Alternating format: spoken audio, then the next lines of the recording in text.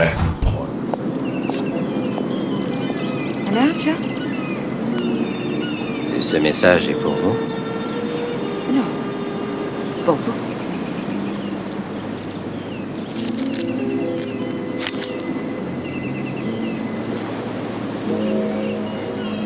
C'est bien de vous, cette idée-là. Il fallait que je vous revoie. Écoutez, ça peut pas marcher. Ne soyez pas défaitiste, ça va être une soirée extraordinaire. Venez, Joe. Les pieds où je veux, Little John. Et c'est souvent dans la gueule.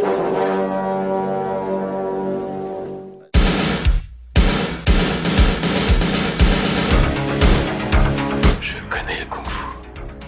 Prouve-le-moi. 4e 4. Le petit dragon accroche sa proie. Et avec sa queue, il frappe. Bien joué. Mais une brique ne rend jamais les coups.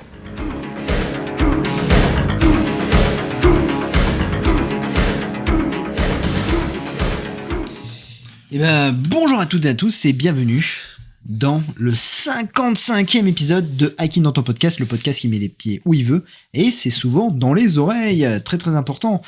Comment vas-tu mon cher Seb ? Eh ben salut les auditeurs, salut mon petit Jazz, mais écoute ça va super. Tu m'as explosé le tympan là. C'est vrai, j'ai parlé un peu fort. tu m'as explosé. Je suis désolé, voilà. Non mais j'ose plus parler. Non mais écoute ça va super.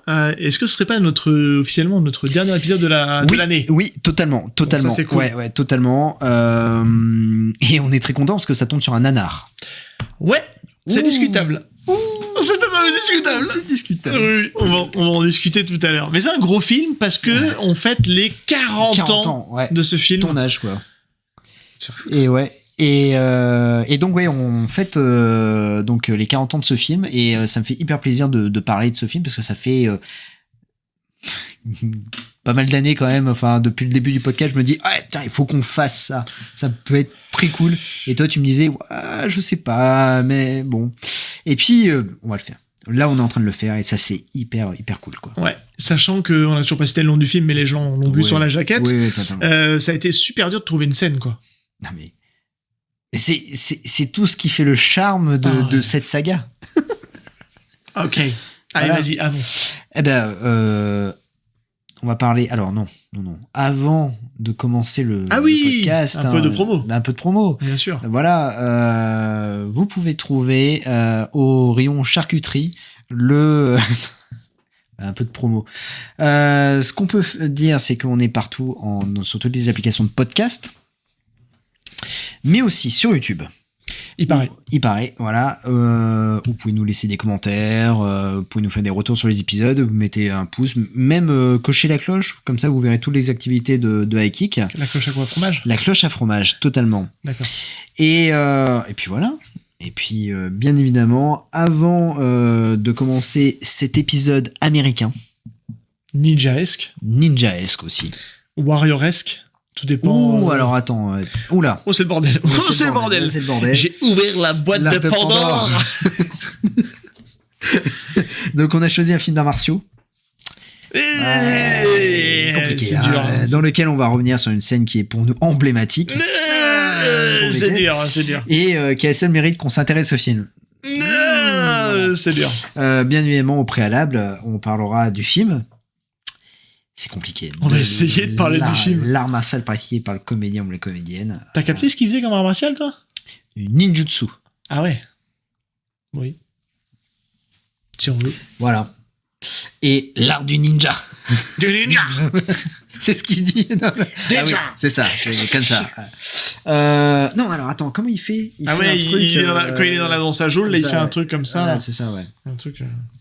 Et puis on parlera des anecdotes et aussi on donnera notre avis. Blablabla. Aujourd'hui, on va parler de American Ninja de Sam Firstenberg. Comment tu dis ? Sam Firstenberg. T'es sûr ? Ouais. D'accord. Qui est sorti en 1985. Belle année. Et, totalement. C'est une belle année. Et tout de suite, la bande-annonce.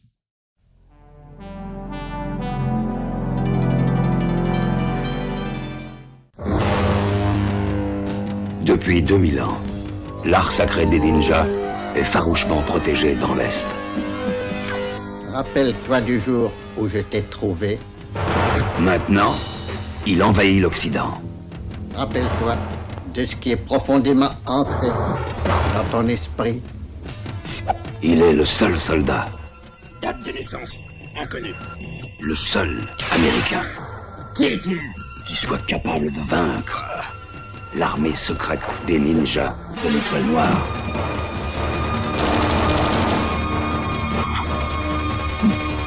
Leur mission, s'emparer des armes secrètes de l'armée américaine. Ton destin s'accomplit, mon fils. Un combat mortel.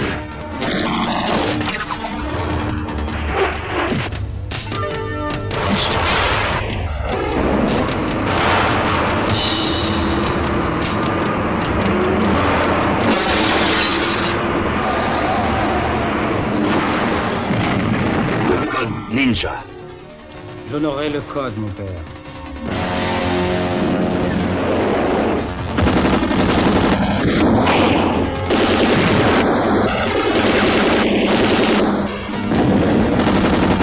L'heure du combat ultime contre les forces du mal. Maintenant, les secrets de l'art le plus implacable de l'Orient sont entre les mains d'un Américain. American Warriors. Bon. Vous êtes prêts pour le monologue de Jazz? American Ninja. Et pas le transporteur dans tes notes? Parce que je vois le non, mais parce transporteur. qu'en fait, mais c'est normal, mais en temps, putain, t'es vraiment un enfoiré, tu casses tout, là. Tu pourrais trier tes notes un peu, là, ou les Pas du tout, tes notes de... J'en ai 411 notes. Ah la vache, le dingue. Ouais, j'ai 411 notes. J'en ai zéro. T'en as zéro. Zéro note. Ouais. Mais non. vous pouvez dire, oui, ça se voit. Je t'ai entendu derrière, là, le mec qui a dit, ça se voit, là. non, mais alors, en fait, ce qui est assez fou, c'est qu'American Ninja, en fait, c'est une saga qui va arriver juste après la saga Ninja. Oui. Voilà. Et en fait, la saga Ninja, en fait, à un moment donné, ça a pu marcher. Le Ninja 3, ça a pu marcher. Alors, pourquoi ça ne marche plus? Parce que Saga avec Sho Kusugi. Oui, totalement, ouais. Et de l'aérobic. Pour le 3. Pour le 3. Voilà. Il paraît que il vaut son pesant de cacahuètes, le 3. Ouais. Un jour peut-être. Ah, un jour peut-être. Ça peut arriver plus vite que l'on pense. Bon, Alors, ce qui se passe, c'est que, en fait, ce qui va se passer, c'est que American Ninja, du coup, les producteurs, la Canon, se disent bon, bah, Ninja 3 n'a pas fonctionné parce qu'en fait, c'est une fille qui joue dedans. Il parle comme ça, le Merengolan? Il est doublé souvent comme ça dans les films, ouais, dans les interviews, tu vois. Bizarre. Voilà, bah totalement. Mais ce qui se passe, c'est que donc ils se disent bon bah on va faire une saga American Ninja et on va prendre un super acteur, Chuck Norris. American Ninja, c'était Chuck Norris? Ouais, à la base c'est Chuck Norris, American Ninja. Il n'y avait pas Van Damme non plus qui était pressenti pour le rôle? American Ninja 3, Van Damme. Ah, c'est sur le 3? Ouais, Van Damme est prévu sur le 3. Ah ouais. En 89. Ok. Bah la date où sort Cyborg. Ah, je refais le lien. Ok. Et donc en fait là ils disent bon bah on a notre acteur Chuck Norris, il y a une affiche promotionnelle qui sort avec Chuck Norris avec un kimono américain, le drapeau américain, et il y a marqué American Ninja avec Chuck Norris. Ben, le film est tellement nationaliste que ça lui irait bien aller à Chuck Norris se faire ce film. Sauf qu'il dit non au final parce que en fait on va couvrir son visage. Ouais, même si dans le film il est pas tant couvert que ça. Non, mais même j'ai envie de te dire, il aurait pu être comme Tadashi Yamashita, qui je pense que pendant le Covid, ce ninja serait mort. Le mec qui sort. Vous les voyez, ces gens pendant le Covid qui mettaient le masque sous le nez là. Ça ne sert à rien. Autant pas mettre de masque. C'est pareil. C'est bon là, tu me reconnais. Le mec. Il a le masque super bien placé. Et donc est-ce que tu savais que l'armée rouge des ninjas, c'était l'élite des ninjas? Oui, c'est ce qu'il dit. Je savais pas qu'il y avait des couleurs et que... Ah ouais, non mais c'est... Mais on est d'accord qu'un ninja, c'est pas censé être discret normalement? Si, totalement. Mais alors, plus t'avances dans les films... Et plus il y a des couleurs, quoi. Alors, dans le 2, non. Ils sont tous des ninjas noirs. Ok. Voilà. Dans le 3, voilà, ça commence c'est l'arc-en-ciel du ninja. Voilà, Dans le 4, c'est une armée. Ah, c'est une armée. C'est des catégories. Ah oui, c'est les catégories. Voilà. Et dans le 5, c'est des peintres en bâtiment. Oh, d'accord. Voilà, c'est des peintres en Je bâtiment. l'ai pas encore voilà. vu. Je l'ai pas De encore toutes vu. les couleurs. Ah, ok. T'as des ninja roses. Parce qu'il y a déjà des ninjas toutes les couleurs aussi dans le premier. Hein. Ah ouais, non, mais alors là, tu achètes pour te dire, le costume de ninja de American Ninja 5, tu achètes ton costume à Leroy Merlin. Ok. Avec, comment dire, la petite capuche. Ouais, c'est niveau Black Ninja en fait, quoi. Ah non, Black Ninja a du budget à côté. Ah ouais. Ouais. Purée. Ah non, ouais. Bref, ne nous écartons pas. Ne nous écartons pas. Donc du coup, ils essaient de trouver qui pourrait jouer le rôle de Joe Armstrong, le American Ninja. Alors non, salut, c'est Joe Armstrong. Ah oui. C'est vrai que alors moi j'ai fait la VF. Elle est technique, la blague. Technique. Elle est technique parce que on va dire les choses. Je comprends pourquoi il parle pas trop Michael Dudikoff parce qu'il a pas encore mué en fait. 14 phrases dans le film. Il a 14 phrases, mais il a pas encore mué. Non. Parce qu'il a une voix, on va se dire, qui ne va pas du tout avec son physique, quoi. Oui, c'est vrai. C'est un truc de fou, quoi. Et ce qui se passe, et alors que en version française, c'est le doubleur, j'oublie à chaque fois, mais c'est un des frères de Patrick Devers qui double David Hasselhoff, et c'est la voix officielle de David Hasselhoff en fait. Qui sera aussi la voix de Lorenzo Lamas dans Final Impact. Voilà, je boucle la boucle. Voilà. Du coup, en fait, ce qui se passe, et qui va devenir en fait la voix officielle de comment dire, Michael Dudikoff sur toute la période canon. Voilà. Non mais fais gaffe, moi je suis un ninja, je vois très bien ce que tu fais. Hein. C'est intéressant. Voilà, je pratique l'art du ninjutsu. Attention. Donc ce qui se passe, c'est qu'en fait ils vont auditionner plus de 400 acteurs. Ah ouais. Ouais, 400 comédiens pour énorme. trouver un mannequin. un mannequin, totalement un mannequin. Et en fait pourquoi ? Parce que c'est un mannequin main ou pas ? Tu as la ref ? Ah non. Mannequin main.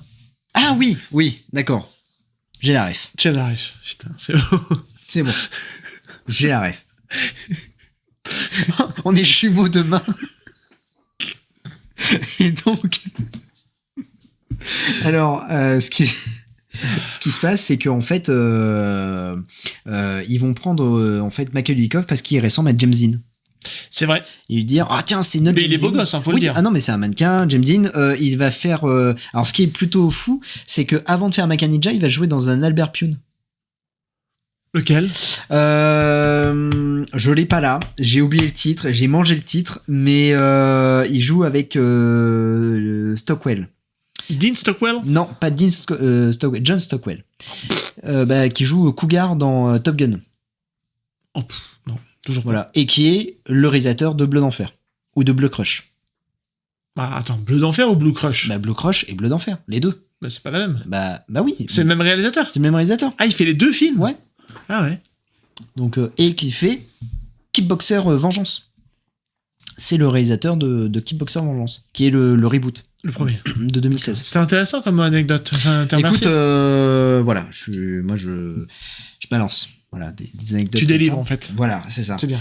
Ce qui fait que en fait. Est-ce que tu peux essayer de rester dans le cadre, s'il te plaît ? Ah oui, c'est vrai. Alors je peux tourner l'écran si tu veux, voilà, comme ça. Oui, c'est vrai, je suis hors cadre. Comme la plupart des personnages de American Ninja, mais ce qui se passe, c'est qu'en fait, dans ce film-là, donc ils prennent Michael Dudikoff, sauf la petite particularité de Michael Dudikoff. Tu crois vraiment qu'il n'y en a qu'une seule de particularité ? Alors, déjà, c'est un acteur qui n'a pas mué. D'accord. Voilà, il a fait quelques films, notamment un film avec Tom Hanks. C'est, je crois, que The Party, un truc comme ça. Il joue le balayeur qui est en arrière-plan. Il joue un pote en plus de Tom Hanks. Ah, voilà. d'accord. Et il va jouer dans un des films Ninja, dans la trilogie, il me semble, c'est dans le 1, il joue un méchant qui se fait tuer. Ah, c'est intéressant ça comme voilà. anecdote. Ouais. Et putain de ma gueule. Et donc du coup, le problème, c'est qu'il ne sait pas se battre. C'est ce qui est con. Ah bon ? Ouais. Ça se voit pas. Ah ouais, il sait pas se battre du tout. Et bon, il a pris 2-3 cours, mais ça se voit pas trop, quoi. Alors, c'est ça qui est un peu plus complexe, c'est-à-dire qu'en fait, il va prendre quelques coups, quelques prises pendant le tournage, pour pas qu'il soit trop ridicule. Ouais. Et sinon, quel est son cascadeur ? Mais je le sais, mais je vais pas le dire. Et d'ailleurs, on l'aperçoit dans le film, je sais pas si tu fais gaffe. Oui, on l'aperçoit, ouais. Il a un tout petit rôle, il a un tout petit caméo, mais tu sais où est-ce qu'on le voit d'ailleurs ? J'ai un doute, mais je suis quasiment sûr que c'est lui. J'ai pas fait arrêt sur image, mais je suis quasiment sûr que c'est lui. Est-ce que tu vois la scène ? Alors moi je vois la scène quand on voit très bien que c'est une doublure, c'est la scène de la moto. Oui, alors je pensais plus il y a un moment donné on voit vraiment oui mais Richard c'est est-ce que c'est pas la scène où Jackson et Michael Dudikoff se battent et c'est les militaires qui sont autour? Alors non, j'aurais dit pour le coup il fait un cascadeur et il fait un des pour moi, je me trompe et vous m'arrêtez si je me trompe, mais j'ai l'impression de l'avoir vu dans la prison quand il s'évade de prison et qui tue les deux gardes qui le bloquent. Il met une branlée et il y a un des deux gardes en fait qui défonce. Ah tu vois pour moi c'est lui. Ok d'accord. Donc voilà, voilà. Je pensais que c'était plus lui. Et oui, c'est Richard Norton, on a pas cité son nom. Richard Norton, c'est Richard Norton qui double. Mais en fait finalement il le double pas tant que ça. Après c'est quand il est en ninja. Voilà, mais c'est finalement pas tant que ça quoi, parce que il fait quand même une bonne partie de ses cascades, Michael Dudikoff. Oui.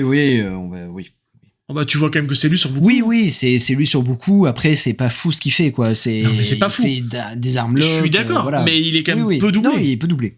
Mais après c'est vrai que quand il est dans la scène finale, c'est pas lui. La scène finale sur les gros plans c'est lui, mais pas sur les. Voilà, c'est ça. On en parlera. Donc il va y avoir en fait un problème, c'est que Michael Dudikoff ne sait pas se battre et ça va créer des tensions avec un autre acteur, Steve James. Ah il s'y met pas? Non. Pourtant, ils ont tourné 2 films. Bah, il s'aimait pas au départ. Ah, en fait, comme dans le film, en fait. Oui, voilà, c'est ça. Okay. Et en fait, Steve James, quand il a vu débarquer... déjà, Steve James était plus ou moins connu. Après, c'est un sportif de haut niveau. Quand il va arriver sur le tournage, il va donner un peu une consigne à la Canon. Il dit, je veux bien jouer dans ce film-là, à condition que je modifie les dialogues. Je modifie mes dialogues pour avoir des phrases cultes et tout ça. Ouais. Donc, il va avoir comment dire... ce petit truc pour lui, et en plus de ça, quand il va avoir débarqué Michael Dudikoff, il va dire mais c'est quoi ce mec qui sait pas se battre? Et en fait il a super peur de lui, parce qu'il se dit à cause d'un conque pareil, je risque de me blesser. Et donc en fait, à chaque fois que lui va tourner des scènes de combat, il va tourner ces scènes éloignées de Michael Dudikoff. Ça se voit pas. Voilà. Mais ok. Mais oui. Et c'est vrai que par exemple la scène finale. Ah bah ils sont voilà chacun de leur côté. Chacun de leur côté. Ouais. Et donc après petit à petit ils vont mettre leurs différents côtés et ils vont devenir potes parce qu'ils vont jouer quand même dans pas tant que ça parce qu'ils vont tourner dans American Ninja 1, ils vont faire American Ninja 2 ensemble et ils vont faire Avenging Force. Oui. Qui est le American Warrior 2 en France, voilà, il faut le dire, voilà. Qui est en fait. Est-ce que tu veux profiter pour expliquer un peu les titres? Quelque chose à dire. Le professeur Rollin a toujours quelque chose à dire. Ce qui se passe, c'est que American Ninja est sorti, et je crois que... C'est compliqué, tu l'as expliqué beaucoup de fois, mais American Ninja, redis-le une fois en version digest. Alors, ce qui s'est passé, c'est qu'il y a un film avec Shokosugi qui est sorti en 1984, qui s'appelle American Ninja, mais en français. Mais pas en Amérique. En anglais, ce n'est pas ça. Il sort au cinéma, et donc, un an après, sort American Ninja. Ça fout la merde. Alors, qui de base, en fait, le titre de travail, ce n'est pas American Ninja, c'est American Warrior. Quand ils tournent le film, en fait, à la base, c'est American Warrior. Mais ils décident, parce qu'ils disent, non, attends, c'est... même Ngolan, il dit, ouais, non, mais attendez, Ninja, c'est mieux que Warrior, tu vois. Parce qu'il y a des ninjas. D'ailleurs, il le répète un nombre de fois assez costaud. Parce que moi, j'ai regardé le ninja américain. Bah alors moi, je l'ai écouté en VO et il dit c'est American Ninja. Ouais. Comme ça tout le long. Il le répète au moins une bonne dizaine de fois. Je pense qu'on a compris. Ouais. Il le dit d'ailleurs comme ça. American Ninja. Et donc en fait, ce qui se passe, c'est que le 1 va sortir. Ça va être un beau succès au box-office, puisqu'il va faire 10 millions de dollars pour un budget avoisinant les je crois que 350 000 $. Enfin, tu vois, vraiment, ça va être un petit budget et ça va être un carton. Et même en France, je crois qu'il fait 800 000 entrées. Donc, tu vois, c'est... Ah oui, je pense qu'il a eu un petit succès commercial. Et j'ai un peu... Non, mais il n'y a pas de souci. Je suis confus. Et ce qui se passe, c'est que quand le problème, c'est qu'il va y avoir un problème d'emploi du temps. En 86, il y a Avenging Force qui sort. Oui.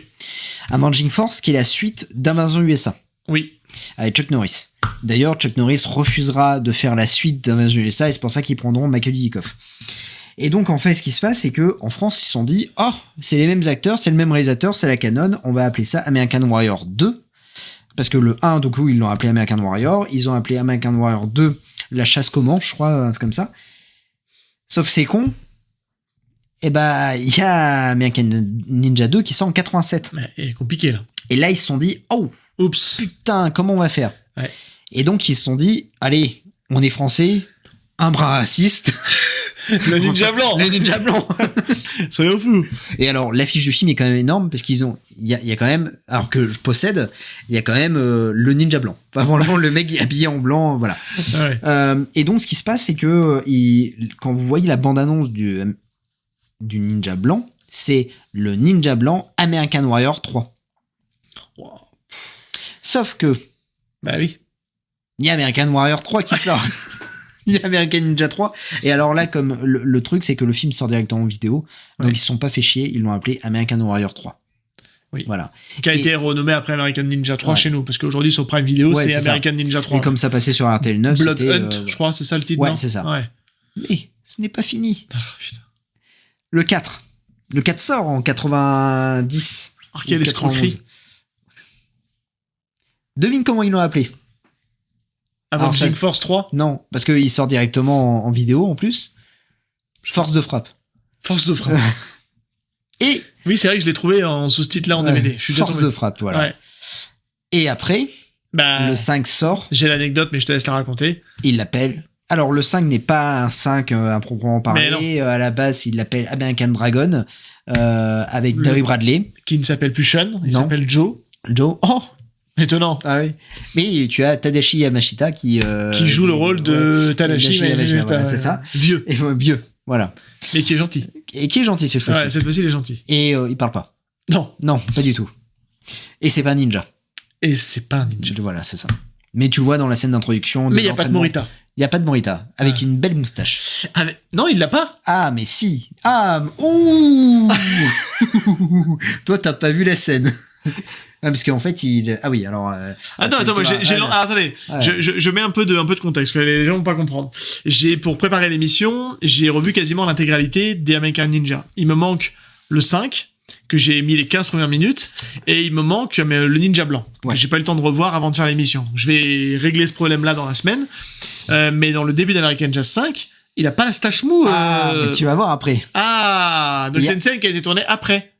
Ah, tu verras. Où il a une fausse moustache. Ah, tu verras. D'accord, me dis rien. Ah non, ne me gâche pas ce plaisir. Ah non, je te gâche pas ce plaisir, mais je pense que tu vas m'envoyer un message. Parce que c'était un vrai plaisir de regarder American Ninja 3 et puis d'enchaîner avec le 4, qui est un petit chef-d'œuvre, quand même, faut se le dire. C'est, ouais.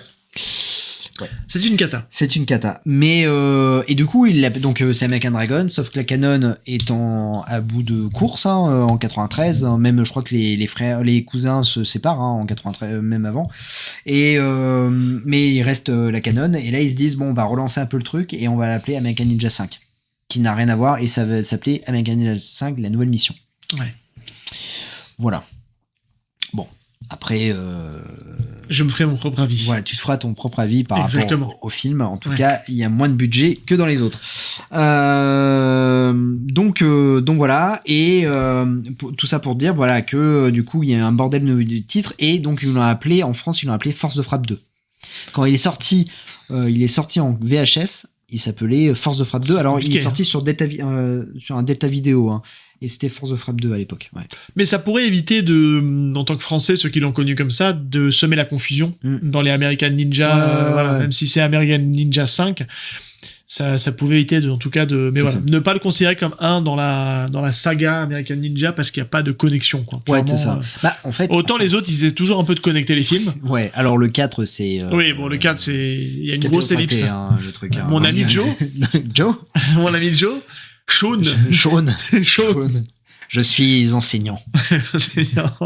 Les enfants, s'il vous plaît, allez chercher des éléments qui entourent la Terre et venez les chercher. Venez les ramener. Quoi? Sean est kidnappé? Je vais aller chercher. C'est un non-jeu de Michael Dudikoff dans ce film, c'est un truc de fou quand même. Il ne joue pas dans ce film. Et il louche quand il regarde sa lame. Ouais. J'ai arrêté ça. Je suis pacifiste maintenant. Putain, il a un body code dans ce film. Je crois que le body count. Oui, je l'ai vu. Ouais. 114. 114, ouais. C'est ça. Ah oui, mais ça, on en parlera. Attends, on en parlera dans la vie, parce qu'il y a ces trucs qui vont son pesant de cacahuètes. Et alors, oui, petite chose, American Samurai n'a rien à voir avec la saga American Ninja. Pourtant, tu as David Bradley. Et puis, il me semble que tu as aussi Joe Fujioka, qui joue le maître de Michael Dudikoff, et qui joue le père adoptif de... Oui, bon, c'est des temps qu'on avait un japonais sous la main. Ouais, c'est ça. On va le réutiliser. Il était sous contrat avec la Canon, donc on s'en fout. Ouais. Juste une chose avant de parler des acteurs, parce que c'est plutôt intéressant. On a un gros casting. Oh, si je vais te sortir le nom d'une actrice. L'actrice principale, tu vas faire oh, ok. Bah si, mais c'est Julia Aronson. Ouais. Et alors, qu'est-ce qu'elle a fait de particulier? Elle a joué dans Vendredi 13. Ah oui, le chapitre final. Oui, mais je l'ai pas vu encore. Ah, je l'ai pas vu. Non, le chapitre final. Attends, c'est lequel? C'est le 4. Ah mais si, je l'ai vu. Ouais. Si, je l'ai vu le 4. C'est celle qui est dans la bouée nue et qui se fait tuer par Jason. Elle est vraiment nue? Elle est vraiment nue. Il y a pas de nudité pourtant dans Vendredi 13. Ah bah si. C'est connu pour ça. Vendredi 13? Ah, Vendredi 13, ouais. On voit jamais rien. Ah bah si. Bah regarde, il y en a un où quand les deux couchent ensemble là dans le lit puis qu'il les transperce avec une espèce de pieu. Ah mais c'est dans le 3. C'est le 3D, je crois. Ah oui, mais après tu regardes Jason en enfer, tu regardes les autres, quand même. Le 4, ça m'a pas choqué la nudité. Ouais. On l'a vu dans le 4. Ok, je vais essayer de revoir ça. J'ai un Blu-ray haute définition. Oh là là, donc je vais essayer de regarder ça. Mais est-ce que tu peux me parler d'American Ninja? Parce que c'est vrai qu'on a commencé à déblatérer 23 minutes sur le film, mais pourtant on n'a pas parlé. On a toujours plein de trucs à dire sur les nanars. C'est un truc de dingue, cette émission. American Ninja, en fait, ça raconte l'histoire de Joe Armstrong, amnésique. Amnésique, alors on va en parler de ce point de scénario dans la critique, mais il y a un problème de temps. De temporalité. On en parle tout à l'heure, mais bref. Il est amnésique. Il a fait de la prison. Il a fait de la maison de correction. Maison de correction. Voilà. On était sûr. Il a fait de la maison de correction. Alors, moi, je l'ai vu en VO. Donc, la VO enlève un peu la patine nanarde, même s'il y a pas mal de petites choses qui font nanar en y repensant. Mais vous verrez que mon avis est quand même assez mesuré. Et en fait, il se retrouve à avoir le choix entre la prison, de continuer la prison ou de s'enrôler dans l'armée. C'est comme ça qu'on lui laisse ce choix. Donc il va s'enrôler dans l'armée et forcément ça va être le petit nouveau qui arrive, dont personne ne sait rien, on connaît pas son passif, etc. On sait juste qu'il s'appelle Joe et on n'a aucune info sur ce mec-là. C'est quand même très bizarre d'ailleurs de se faire enrôler dans l'armée en ne connaissant pas le passif d'un mec. C'est un peu douteux, on va dire. Il avait le choix entre la prison ou l'armée. Il a pris l'armée. Ouais, mais c'est bizarre. À la limite, je peux l'entendre du côté un peu légion étrangère, où on là, c'est l'armée américaine. On s'en fout, en fait, du passif des gens. Là, il est enrôlé dans l'armée américaine, donc on n'est pas d'où il vient, le mec, quoi. Je peux pas dire que ça soit quelque chose de très... tu t'appelles comment? Logique. Juste Joe. Just Joe.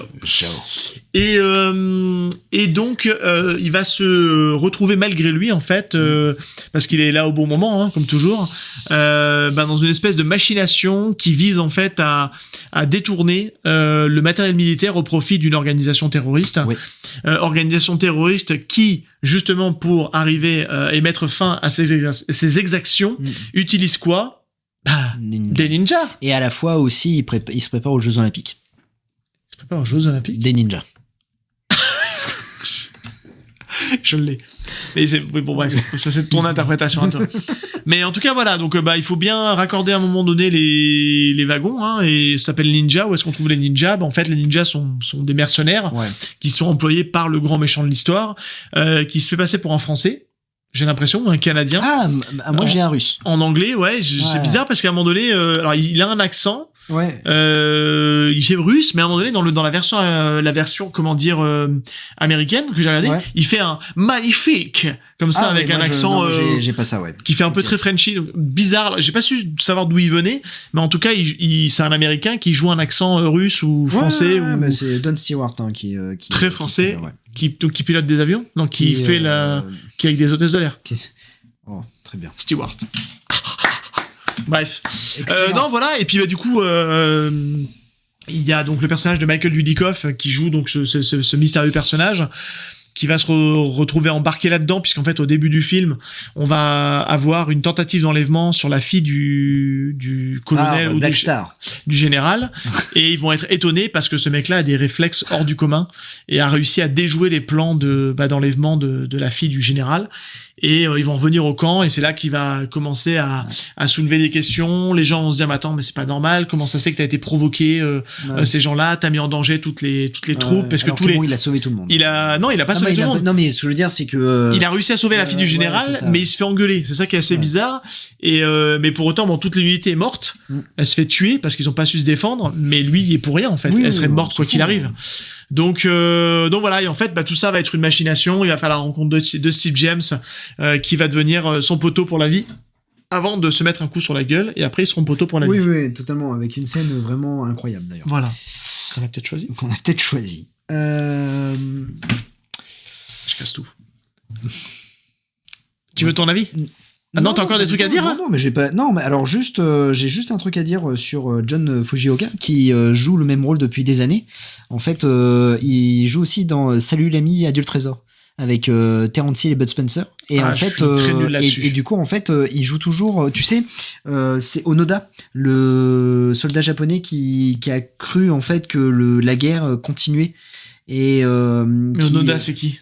Onoda, c'est un vrai personnage en fait, qui en fait qui est un soldat japonais de la Seconde Guerre mondiale qui a cru en fait que la guerre avait duré 30 ans. Et donc il était toujours en pleine guerre en fait avec ses troupes et tout ça, et puis petit à petit en fait il s'est retrouvé tout seul. Et en fait, okay. John Fujioka interprète ce personnage-là dans pas mal de films, et notamment en fait, c'est là où ça me fait rire, c'est que tu le vois dans Salut ami, adieu le trésor, et tu le vois dans American Ninja, c'est à peu près le même rôle qui je manque un peu de background là, pour le coup. Donc je revérifie si c'est bien Onoda, parce que il y a un film qui ouais, c'est ça, c'est Onoda, 10 000 nuits dans la jungle. C'est un super film d'ailleurs, si vous avez l'occasion. C'est un film réalisé par un Français et qui est sorti en 2021, et je vous le conseille vraiment. Okay. Ce qui se passe, c'est qu'en fait, donc comme j'ai dit, ils prennent Michael Dudikoff qui va avoir juste un objectif quand le film va sortir, American Ninja, et qui lui propose American Ninja 2, et ils vont juste lui dire, mec, il est temps que tu t'entraînes vraiment. Et donc en fait, et tu vas en parler après peut-être potentiellement de ce film. Il n'y a pas grand chose à dire. En fait, il va faire du JJB. Oui. Et ça va se voir directement dans Avenging Force, puisque dans Avenging Force, il va un peu plus se battre, il va moins se faire doubler, et après, il va être... et en fait, je pense que son prime, c'est dans American Ninja 2, qui est pour le coup, est un bon film. Qui me reste à voir, ouais, clairement. Ouais. Non, mais là-dessus, Michael Dudikoff, le problème qu'il a, c'est que, bon, on donnera l'avis après, mais au niveau martial, ce qui se dégage, on va dire, la tendance qui se dégage, c'est qu'il fait de l'aïkido, en fait. C'est ça, ouais. C'est essentiellement une forme un peu light d'aïkido, où il fait des clés, il fait des projections, des choses comme ça. Ça reste assez basique. Après, sur son art martial, il fait du bourre-pif. Oui, c'est ça. Il met des coups de pied. Bon, il faut vraiment que la caméra, soit elle fait un cut, soit en fait, on essaie de mettre dans un angle où on monte pas trop la misère.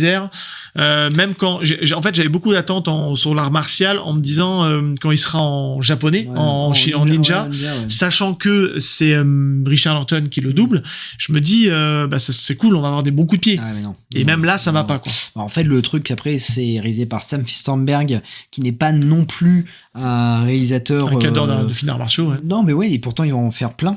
C'est ça qui est fou. C'est pas parce qu'il en fait plein qu'il est bon, quoi. Non, il va en faire plein, mais en fait, dans ces films, malheureusement, c'est mal tourné, en fait. À la limite, et encore, mais... Excusez-moi, je rigole, il faut que je mette un peu de off, parce que depuis tout à l'heure, j'ai la photo de Tadashi Yamashita sous les yeux, et Jazz a fait une blague en off sur ce mec-là. Il va vous mettre une photo pour que vous compreniez la blague, et on pourra juste mettre un générique qui est Playmobil, en avant les histoires. Playmobil, en avant les histoires. Voilà, je la lâche comme ça me permet de dépressuriser. Ça, c'est dur, depuis tout à l'heure, j'ai mon œil qui fuit sur sa tête, et c'est un peu dur. Voilà, je tenais à le dire. Excuse-moi. Non, vas-y. C'est juste que c'est interdit, ce genre de coupe, mais moi, à part ça, c'est, voilà. Écoute, c'est une époque. C'est une époque. Voilà. Qui n'est pas si lointaine, puisque c'est une photo récente. Donc, en fait, mais ce que je veux dire, c'est, d'ailleurs, je suis perdu, j'étais en train de... Non, tu étais en train de parler? J'étais en train de parler? Je parle. Non mais en fait voilà, et donc du coup oui, c'est dans Avenging Force où c'est un peu mieux réalisé parce que c'est un film un peu plus brutal. Voilà. Mais en tout cas, pour le coup, ça a jamais été un grand réalisateur de films d'action. Bah, notamment, on le voit dans American Samurai, par exemple, qui est pourtant qui a les acteurs qu'il faut pour faire un truc, une série B. David Bradley. Voilà, une série B correcte, et finalement, c'est mal filmé, quoi. C'est filmé avec le cul, on peut se le dire. Mais encore, je préfère Sam Peisenberg à Cedric Thunderstorm, qui réalisera American Ninja 3 et 4. Ah, ouais, c'est pas fou. Hein. Qui, lui... C'est pas fou. C'est une purge, hein. Ouais, c'est pas terrible. Mais pas du tout, hein. C'est mou du cul. Ah oui. Alors, le film, la manière de filmer est mou, et je pense qu'il y a un problème de monteur aussi. Oui. Le montage est... Problème d'acteur aussi. Problème d'acteur aussi. Ouais, mais alors, on parle d'acteur. C'est Michael Dudikoff là-dessus, et il va s'améliorer après. Il va s'améliorer après, mais on a l'impression qu'il est mal à l'aise tout le temps. Il est mal à l'aise pour donner la réplique. Il est là, il sait pas trop comment se positionner, il sait pas trop comment. C'est compliqué même. C'est dur. Je vais te dire l'introduction quand il y a le gars qui lui balance la balle en disant "Hey, tu peux nous la ramener?" et lui avec son couteau. Tu sais que cette scène avec le couteau, à la base, ça devait pas y être. Ah oui. Et c'est Max Stone qui fait partie de la coordination de Cascade qui a dit putain, ça serait génial de faire ça. À la façon de James Dean. Quoi. Voilà, c'est ça. Ouais. Et d'ailleurs, alors, fun fact, hein, donc Max Stone, en fait, va participer aux cascades et il va ramener son pote Tadashi Yamashita dans le film. Ok. C'est un acteur qui a pas non plus fait beaucoup de grands films. Il a fait La Fureur du Juste. Il a joué dedans. Dans La Fureur du Juste. Ah, mais il joue le grand méchant. Et bah oui, c'est le patron de l'espèce d'école de ninja aussi. C'est ça, ouais. Et il va jouer dans une trilogie qui s'appelle The Karaté. The Karaté 1, 2 et 3. Alors, je crois qu'il n'est pas sorti en France. Ça me dit pas. Et donc, il va le prendre dans le film. Et alors, je sais pas ce qui s'est passé, mais la Canon va reprendre Max Stone pour le 2 et il lui dit non, ne prends pas tes potes, par contre. Ah. C'est vrai qu'on va dire que Tadashi Yamashita, il faut dire qu'il est pas connaissable. Je suis méconnaissable. Non, il est pas très crédible, il sait pas très bien se battre. On le reconnaît en plus. Pourtant, il est bon, mais alors il donne pas l'impression de savoir se battre, quoi. Oui, et en plus, il a le tatouage de l'étoile Black Star. Mais on sait qui c'est. Et en fait, c'est pour remplacer sa moustache. C'est pour ça, parce qu'il a une moustache à la Magnum dans le film. Ah si, Tadashi Yamashita, il a une moustache. Hein. Ah, j'ai oublié. Ah, t'as oublié, mais parce que t'as été subjugué par sa façon de porter la cagoule. J'ai déjà oublié la moustache dans le film. La moustache. La stache mou, je peux te la remettre. Hein. Ah ouais, trouve-la moi. Attends, je vais te la remettre. Oh là là, la stache mou. Ah oui, je l'avais oublié. Mais c'est fou parce que c'est le seul ninja, parce que Michael Dudikoff, même le gros plan, on voit que c'est lui. Voilà, oui. Non, mais on voit que c'est lui avec ses yeux. Lui, ouais, voilà. On connaît son regard ténébreux. Tadashi Yamashita, tu le vois à 15 mètres. Tu dis, putain, lui, putain, mais je t'ai vu quelque part, mec. Attends, fais voir. Putain, tu es Black Ninja. Ah oui, toi, tu fais comme ça, tu fais, tu es Black Star. Non, je suis un ninja, on doit pas me voir. Oui, mais mec. Disparition. Ah oui, alors. J'ai une fumigène. Ça, on va en parler. Parce que le côté, quand tu m'as dit, c'est discutable, je crois. Ah oui, on passe à notre avis. Vas-y. On passe à notre avis. Allez, je commence. Ah oui, je te laisse. Oui. Moi, ça va être un monologue. Vas-y. Ah oui, tu as beaucoup parlé. Là, je parle pas beaucoup depuis tout à l'heure, et c'est rare. Donc, je tiens à le souligner. Alors, je sais même pas par où commencer. Déjà, je vais donner les contextes du visionnage. Je l'ai vu dans une... Mais si. Bah, j'y vais, alors. Mais non, mais c'est pas terminé. Laisse-moi mettre un peu de contexte. Vas-y. Tu sais, comme les politiciens, tu réponds jamais à la question, tu fais un détour pendant 3 heures, t'amènes les gens sur un autre sujet, on arrive à 1 heure d'émission. Non, mais écoutez, je veux dire, le pain au chocolat, ça coûte 40 centimes. Voilà, c'est tout. Voilà. Non, mais d'ailleurs, au passage, t'as vu, je fais vraiment le politicien. J'ai vu une émission d'un journaliste qui explique la technique pour arriver justement à ne jamais répondre à la question en reformulant et en emmenant le mec sur un autre sujet et en brassant du vide et pour arriver justement à gagner du temps pour au final ne rien dire. Comme je viens de faire à l'instant, puisque je parle, pour moi c'est très bon. Bon, n'oubliez pas que je suis commercial, donc je suis capable de parler pour rien dire pendant 2 heures. C'est facile et tu peux en attester. Oui, totalement. Moi, je te fais des vocaux de 10 minutes pour rien dire. Bon, je déteins un peu d'ailleurs sur toi. Vous remarquez d'ailleurs que je suis toujours en train de meubler. Je n'ai toujours pas donné ce putain d'avis. Donc, ce lutin d'avis, pardon. Donc, bref, non. Alors, moi, ce film-là, je l'ai vu, donc, non! Tu vas le remettre encore en écran. Il va pas arrêter de popper dans le podcast. Je te fais un défi. À chaque fois qu'on annonce le mot de Tadashiti Yamashita, il y a le truc qui nous saute à la tronche, tu sais. Et ça fait 5 minutes que je parle et j'ai toujours pas donné mon avis. Donc, et arrête de me couper. Merci. C'est chiant.